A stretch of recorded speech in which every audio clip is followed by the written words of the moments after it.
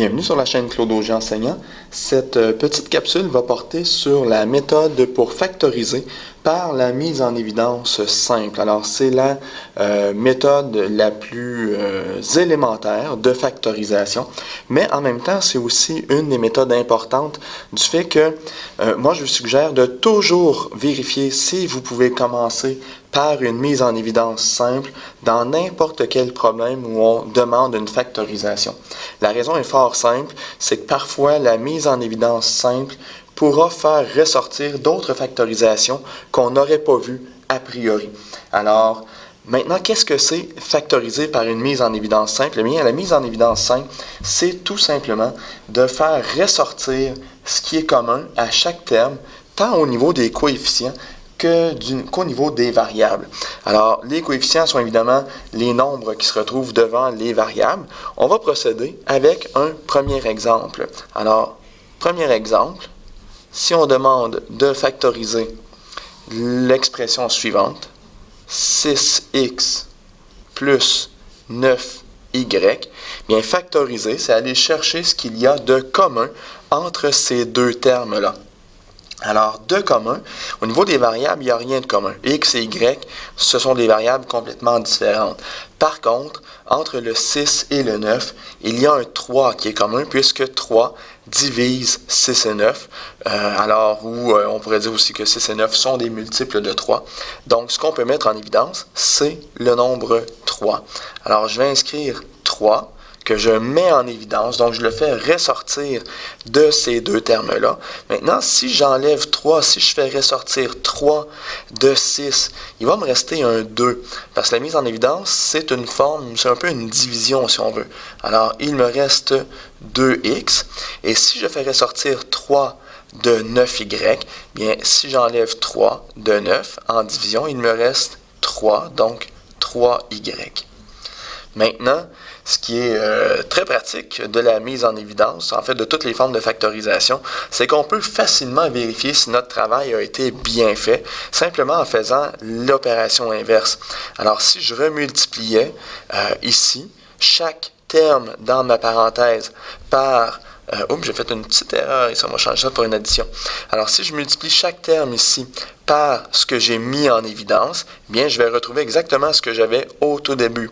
Alors, 3 fois 2x, 3 fois 2 me donne bien 6x, et 3 fois 3y, 3 fois 3 me donne 9, alors 3 fois 3y, 9y.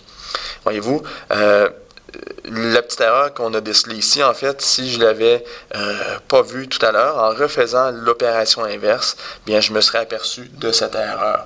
Maintenant, on va procéder à un deuxième exemple au niveau de la factorisation. Alors, l'exemple 2, pour factoriser par la mise en évidence simple, allons-y avec 5x à la 7 moins 4x à la 3. Maintenant, dans ce deuxième exemple, au niveau des coefficients, entre 5 et 4, il n'y a rien de commun. Alors, ce n'est pas à ce niveau-là qu'on va pouvoir faire une mise en évidence, ce n'est pas à ce niveau-là qu'on va faire ressortir quelque chose qu'il y a de commun. Par contre, entre x7 et x3, on retrouve la même variable, c'est la variable x. Alors, combien de fois est-ce qu'on peut la sortir? Le nombre maximum de fois que je peux sortir x de x3, bien, c'est 3 fois.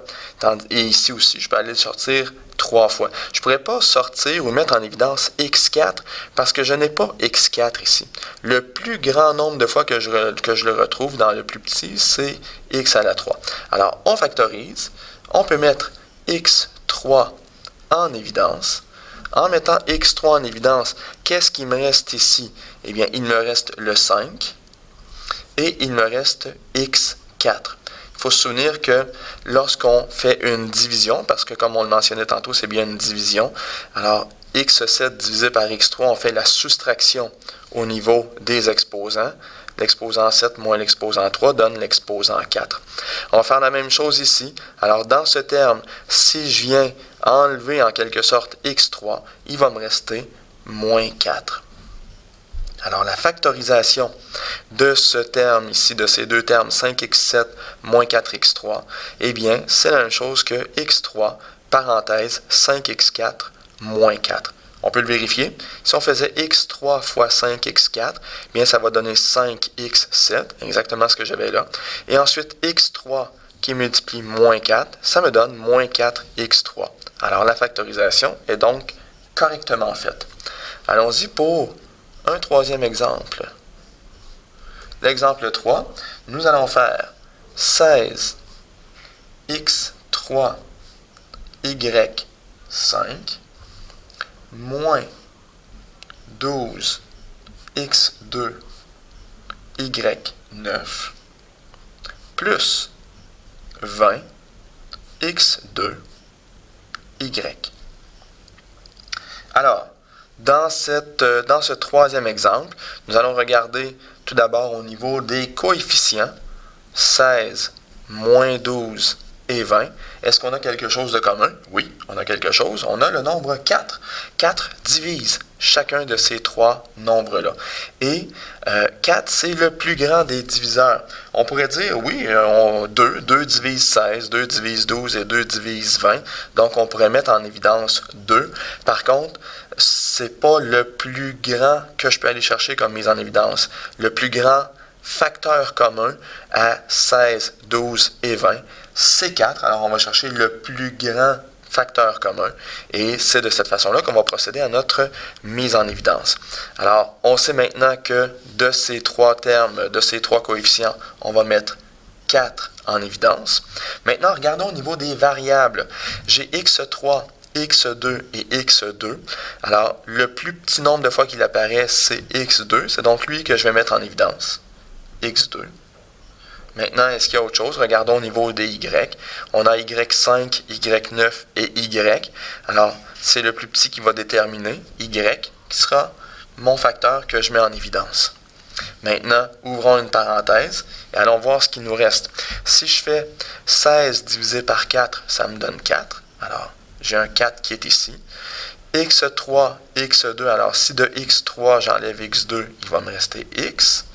Et de y5, j'enlève y, il va me rester y4.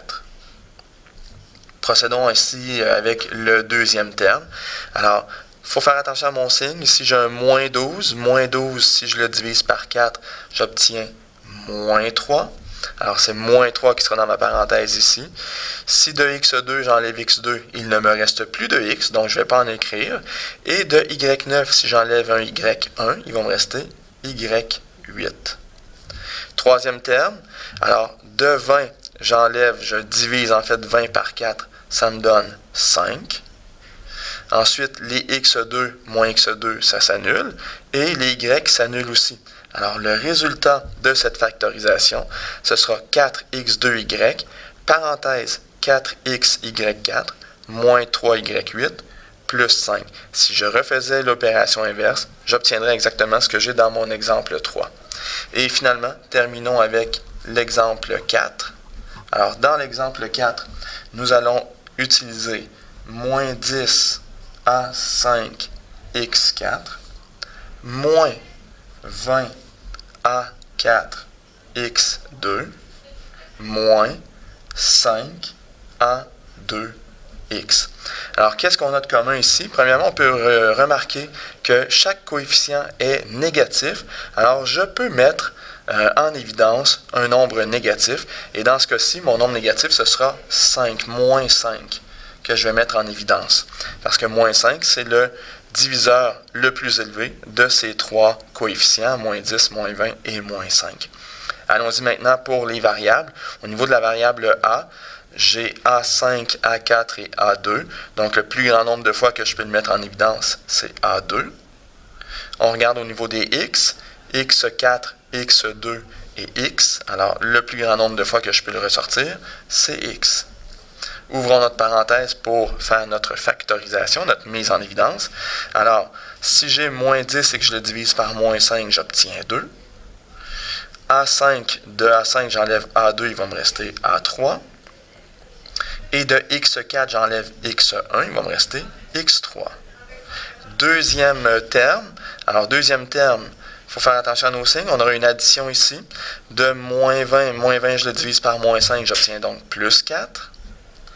Ensuite, De A4, j'enlève A2, 4 moins 2, il me reste A2. Et de x2, j'enlève x1, 2 moins 1, j'obtiens 1, alors x tout simplement. Et dernier terme, bien, le dernier terme, on remarque qu'il est exactement le même. Alors, par quoi est-ce que je dois multiplier ceci pour obtenir ceci? Bien, tout simplement par plus 1. On peut aussi le voir de la même façon que tout à l'heure, par le chemin inverse. Moins 5 divisé par moins 5 me donne 1. De A2, j'enlève A2, il ne me reste aucune valeur de A. Et x moins x, il ne me reste rien non plus. Donc, j'ai donc 1 tout simplement. On pourrait encore une fois le vérifier par l'opération inverse. Si je remultipliais, j'ai moins 5a2x multiplié par 2a3x3. Ça me donne bien moins 10a5x4. Si je procède à la multiplication dans mon deuxième terme, j'aurai moins 5 fois 4 qui me donne bien moins 20. A4x2.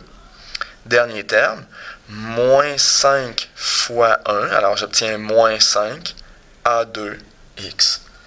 Faites à noter, très important, vous devez retrouver dans votre parenthèse autant de termes que vous en aviez au départ dans votre factorisation. Par exemple, ici, j'ai 1, 2, 3 termes. Dans ma parenthèse, je retrouve 1, 2, 3 termes aussi. Si on vient voir, par exemple, un peu plus haut, eh bien, ici, j'avais 2 termes. Et dans ma factorisation, je retrouve aussi 2 termes dans la parenthèse. Alors, c'est essentiel de retrouver autant de termes dans la parenthèse que j'en avais dans mon binôme ou trinôme de départ, dans mon polynôme de départ, en fait. Et si jamais je n'ai pas le même nombre de termes, c'est garanti à ce moment-là qu'il y a une erreur. Il faut juste retrouver où est cette erreur-là. Voilà, alors j'espère que cette capsule va vous permettre de faire plus facilement la factorisation par la mise en évidence. Merci.